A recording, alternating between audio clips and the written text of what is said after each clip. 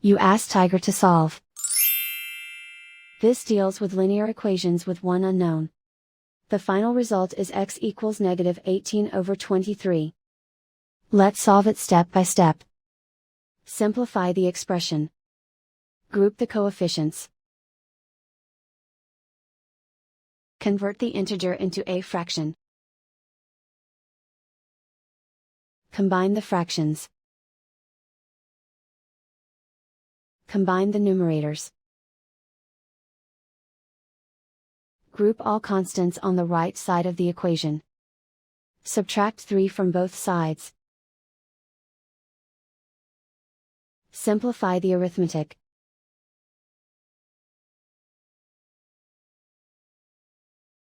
Isolate the x. Multiply both sides by inverse fraction 6/23. Group like terms. Multiply the coefficients. Simplify the fraction. Multiply the fractions. Simplify the arithmetic.